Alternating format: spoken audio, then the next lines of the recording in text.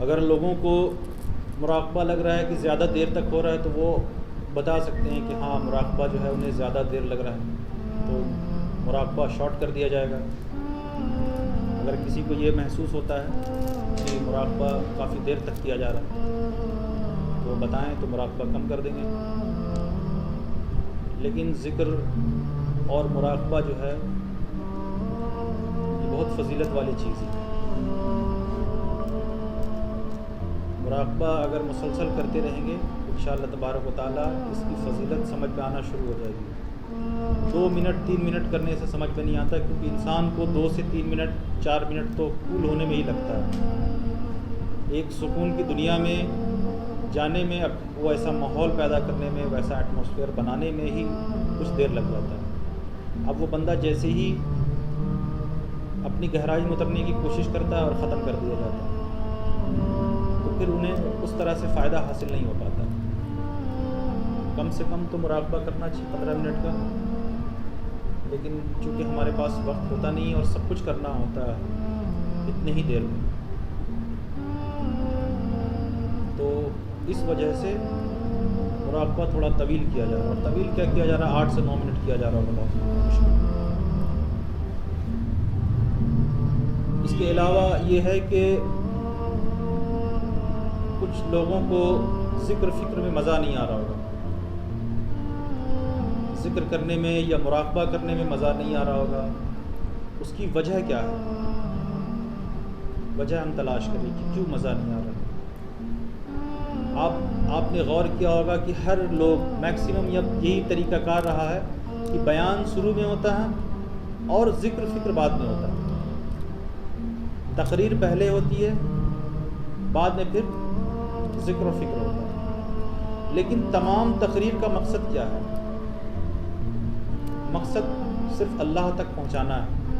چاہے دنیا میں جو لوگ بھی لوگوں کی اصلاح کی کوشش میں لگے ہوئے ہیں، تقریر کے ذریعہ، تحریر کے ذریعہ، باتوں کے ذریعہ، کردار کے ذریعہ، جس طرح سے بھی، ان تمام لوگوں کا اصل مقصد کیا ہے؟ ان کا اصل مقصد ہے کہ اللہ کے بندوں کو اللہ سے ملانا، اللہ کے بندوں کو اللہ سے ملانا۔ لیکن تقریر سے دلوں پہ اثر نہیں ہو پا رہا اس وقت۔ کیوں نہیں اثر ہو رہا؟ کیونکہ ہم سب اس وقت میں بہت زیادہ سحر زدہ لوگ ہیں۔ یہ سحر پہلے بھی موجود تھا، لیکن جو قرب قیامت آ رہی ہے ویسے ویسے سحر بڑھتا چلا جا رہا ہے۔ اب گویا سحر ہے کیا؟ لوگوں کے دل دماغ پہ آ گیا ہو کسی کا کہ نہیں بھائی ہمیں تو کچھ بھی نہیں ہے، ہم تو بالکل پاک و صاف آدمی ہیں، یا ہم تو نماز پڑھتے ہیں، ہم تو حج کر کے آگے، ہم پہ سحر کیسے ہو سکتا ہے؟ تو سحر ہے کیا؟ سحر کی ڈیفینیشن کیا ہے؟ سحر ہے انسان کو ایلیوژن میں ڈال دینا، یعنی کہ جو چیز نہ ہو اور اس چیز کے فریب میں ڈال دینا، ایک طرح کا فریب، دھوکہ۔ کہا فرمایا کہ حدیث شریف میں کہ دنیا ایک عظیم سحر کا، یعنی ایک چھلاوا ہے، ایک دھوکہ ہے، ایک فریب ہے۔ اس وقت ہمارے اوپر میں سحر کا اثر ہے، ہم اس فریب کے اندر میں مبتلا ہیں، اور فریب سے، سحر سے نکلنے کے لیے، چاہے وہ سحر جنات کے ذریعے آپ کے اوپر کیا گیا ہو، چاہے وہ سحر کسی ساحر کے ذریعے کیا گیا ہو، کسی جادوگر کے ذریعے کیا گیا ہو، یا خود سے کہیں سے لگ گیا ہو، سحر کی بہت ساری ڈیفینیشن ہے۔ بہرحال سحر کے اوپر میں ہمارا بات کرنا مقصد نہیں ہے۔ تو کسی کے ذریعہ بھی لگ گیا ہو سحر، اس سحر سے بچنے کا صرف ایک ہی طریقہ ہے، سحر سے نکلنے کا ایک ہی طریقہ ہے، وہ ہے اللہ تبارک و تعالیٰ کا نور، حق۔ کیونکہ حق جب آتا ہے باطل چلا جاتا ہے، نور جب آتا ہے اندھیرا غائب ہو جاتا ہے۔ جہاں نور آ گیا اندھیرا خود بخود ختم ہو گیا۔ اب ہمارا دل جو ہے وہ ذکر فکر میں نہیں لگ رہا، نماز میں نہیں لگ رہا، قرآن مجید کی تلاوت میں نہیں لگ رہا۔ کیوں نہیں لگ رہا؟ کیونکہ ہمارے اوپر میں سحر ہو چکا ہے۔ اب ہمارا دماغ کام نہیں کر رہا صحیح سے۔ ساری دنیا کے لوگوں کو معلوم ہے کہ مرنا ہے، اور مرنا بھی ہے، لیکن ہمارے کفن میں کوئی جیب بھی نہیں ہوگی۔ اس کے باوجود ہم پوری دنیا کی فکر میں لگے ہوئے ہیں کہ ہمیں یہ بھی حاصل کر لینا، وہ بھی حاصل کر لینا، طرح طرح کے بہانے بنا کر کے۔ اب کسی کو آپ جب بولو گے کہ اتنا دنیا داری کی فکر میں کیوں لگے ہوئے ہیں، تو اب اس کے پاس مثال ہوگی یا پھر اس کے پاس کوئی ایکسکیوز ہوگا کہ نہیں ہمارے بچے ہیں، ہماری آنے والی نسل ہے، کچھ نہ کچھ اس کے دل دماغ میں ذہن میں یہ خیال چل رہا ہوگا اور وہ دنیا داری میں ہی میکسیمم ٹائم کے لیے ملوث ہوگا اور حقیقت کی طرف نہیں ہوگا، وہ حقیقت کو نہیں دیکھ پا رہا ہوگا، حق کو نہیں دیکھ پا رہا ہوگا۔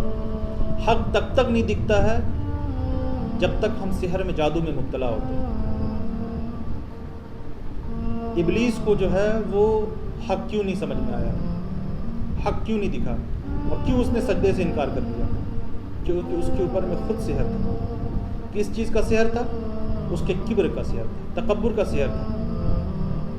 اس کے اندر جو خصائل رذیلہ تھی وہ چیز اس کے اوپر میں حاوی ہو چکی تھی۔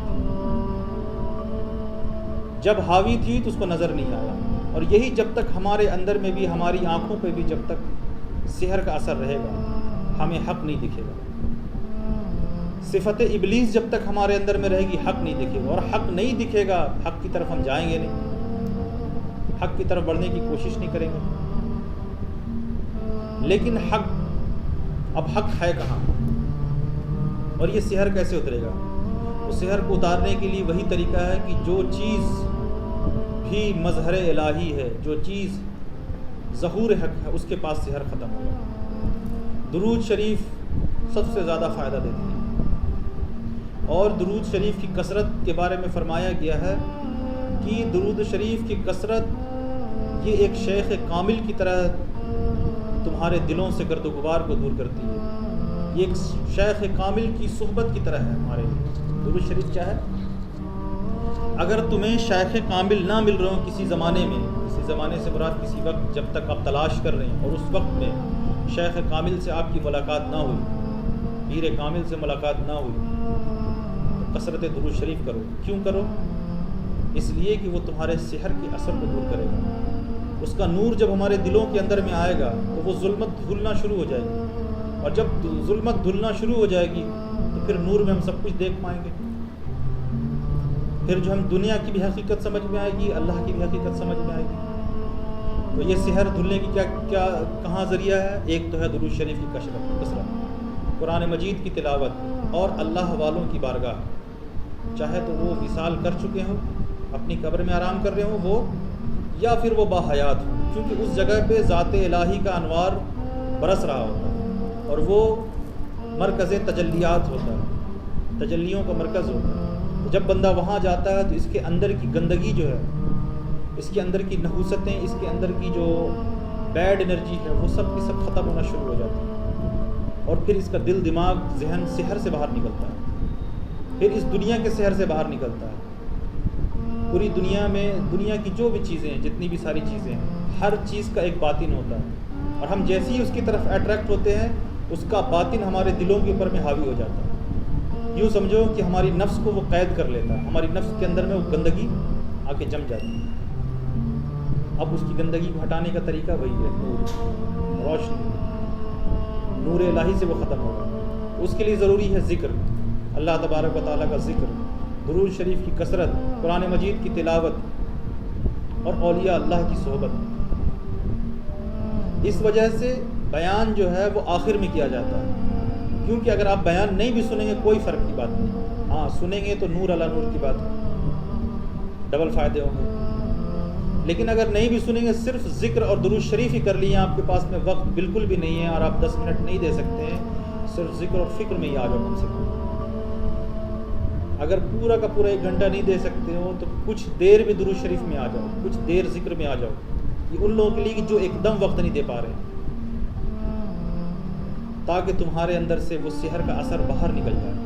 جب سحر کا اثر باہر نکلے گا، ہماری جو نفس ہے وہ آزاد ہو جائے گی، نفس کے اندر کا جو جوہر ہے وہ آزاد ہو جائے گا، پھر ہمیں ساری چیزیں جو ہے اس کی حقیقت سمجھ میں آئے گی، حقیقت الاشیاء کا ظہور ہم پہ ہونے شروع ہو جائے گا، اور پھر ہمیں ایک وقت وہ بھی اللہ تبارک و تعالیٰ کا فضل ہوگا کہ اللہ تبارک و تعالیٰ ہمیں جو ہے وہ اپنی بارگاہ میں مقبول کر لے گا، ہمیں اللہ تبارک و تعالیٰ قبول کر لے گا۔